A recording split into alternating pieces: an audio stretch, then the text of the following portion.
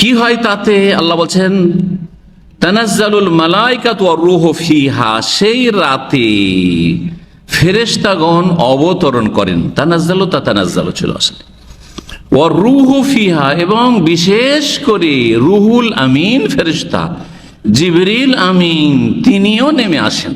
জি হ্যাঁ, রুহের তাফসিরে কিছু ভিন্ন মত থাকলেও সেগুলি দুর্বল, সঠিক নয়, বরং প্রাধান্যপ্রাপ্ত রাজে উক্তি হচ্ছে যে রুহ মানে হচ্ছে যাকে আল্লাহ রুহুল কুদুস বলেছেন, যাকে আল্লাহ রুহুল আমিন, রুহুল আমিন, হ্যাঁ, কুল নাযালাহু রুহুল কুদুস, হ্যাঁ, কোরআনে কারিমে রয়েছে। আর তিনি রূহ, তাহলে জিবরাইল আলাইহিস সালামের নাম কোরআনে কারিমে জিবরিল রয়েছে, যেটা অন্য উচ্চারণে জিবরাইল, অন্য কেরাতে জিবরাইলও, জিবরিল, জিবরাইল আর রূহ। এই আর রূহ, রূহ মানে এখানে আত্মা নয়, রূহ মানে জিবরাইল আলাইহিস সালামের উপাধি রূহ, আর জিবরাইল আলাইহিস সালামের আরেকটা উপাধি হচ্ছে রুহুল কুদুস। জিবরাইল আলাইহিস সালামের উপাধি হচ্ছে আর রুহুল আমিন, বিশ্বস্ত রূহ, বিশ্বস্ত আমানতদার রূহ, আমানতদার ফেরেশতা, যিনি রাইসুল মালাইকা, ফেরেশতাদের চিফ। জি হ্যাঁ, জিবরাইল আলাইহিস সালামও নেমে আসেন, অসংখ্য ফেরেশতা নেমে আসে বেইজনে রব্বিহিম, তাদের প্রতিপালকের অনুমতি ক্রমে।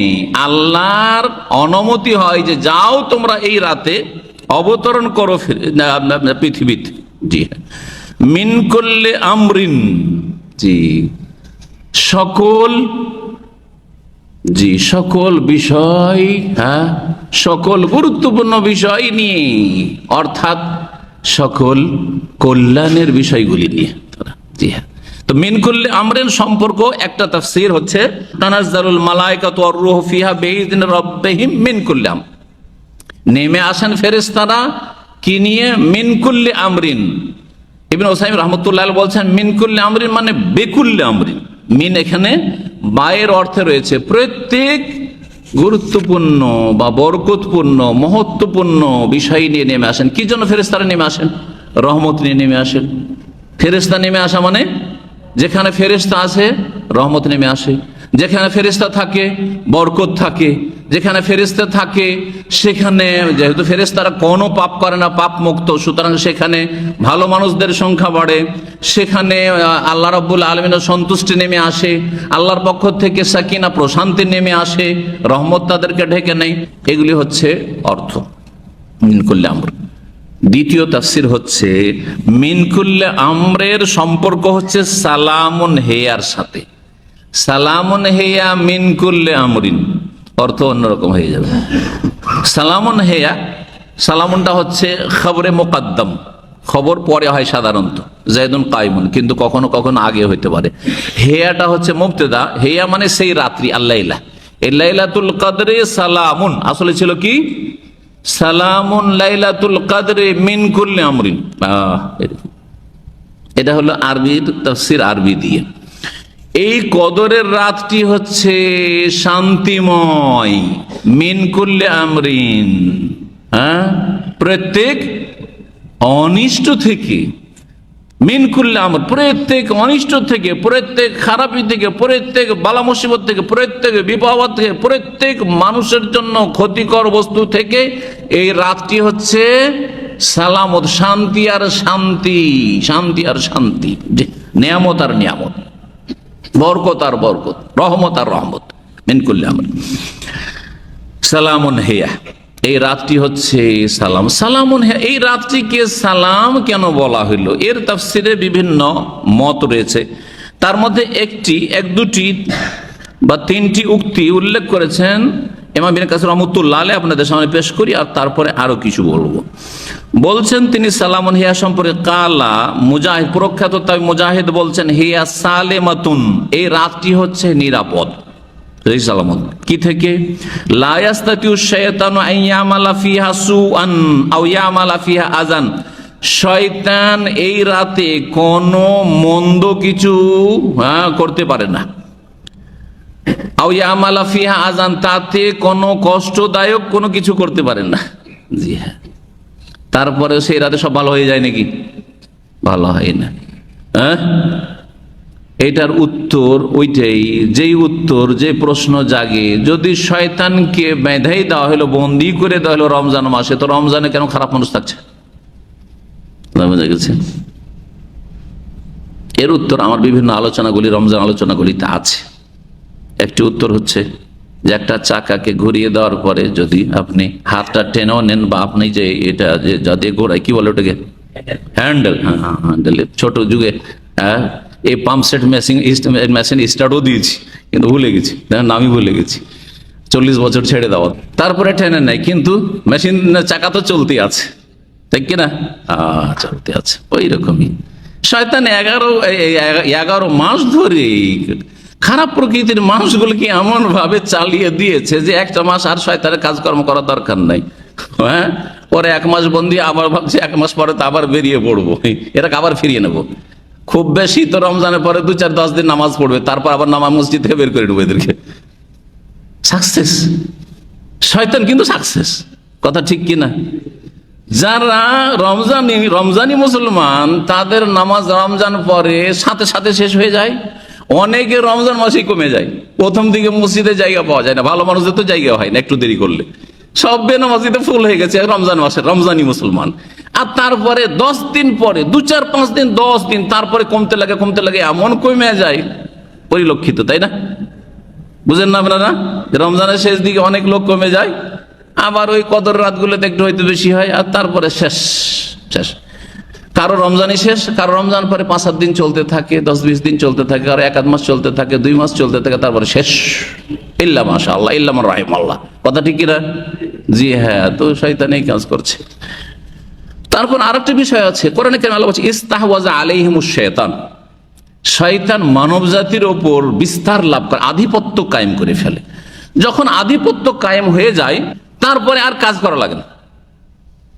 আধিপত্য প্রথম কায়েম করতে একটু কষ্ট করতে হয়, দেখেন, ইলেকশন করতে হলো, এই করতে হলো, সেই করতে হলো, আর তারপরে যে জিতলো, এখন আরামে বসে গেল, আর কোনো চিন্তা নেই, কথা ঠিক কিনা? প্রথমখানে একটু সংগ্রাম করতে হয়। হ্যাঁ, জি হ্যাঁ। তো ঠিক ওই রকমই শয়তানের ব্যাপারটা, ইস্তেহওয়াজ আলাইহিমুশ শাইতান, শয়তান আধিপত্য কায়েম করে ফেলেছে অসৎ লোকদের ওপর। জি, ইল্লা মান রাহিমাল্লাহ, আল্লাহ যদি রহম করে থাকেন, সেই সেখান থেকে মুক্তি পাবে। আরেকটা উত্তর আমি বলছি এখানে, সেটা হচ্ছে, দেখেন, জিন শয়তানকে না বন্দী করা হয়, কথা ঠিক কিনা?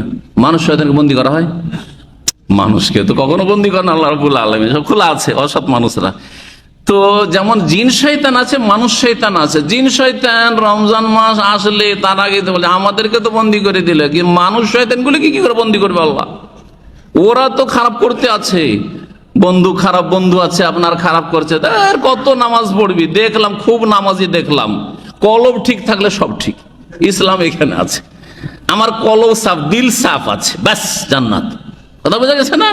তো মানুষ শয়তান লেগে আছে, আরে সারা জীবন মেলা পাপ করেছেন, আর আপনার বন্ধু মহল সব আপনাকে জানে যে অনেক চুরি বাটমারি করেছেন বা অসৎ কাজ করেছেন, ও মুসল্লি সেজেছিস, কখন তুই এত মুসল্লি হলি? এই 2-1টা টিটকারিতে আপনার অবস্থা খারাপ হয়ে গেল, নামাজ রোজা সব ছেড়ে দিল, দরকার নেই, ঠিক না? এই মানুষ শয়তানরা আপনাকে ফিরিয়ে নিল, এরকম বহু লোককে ফিরিয়ে নিচ্ছে। সঙ্গ দোষে লোহা ভাসে, সঙ্গ দোষে কি হয়? লোহা ভাসে। জি, বড় বড় জাহাজের লোহাগুলো ভাসছে, জি, যেহেতু তাতে ইঞ্জিন লাগানো আছে। সালামুন হিয়া, এই রাত হচ্ছে শান্তি, একটি বললাম।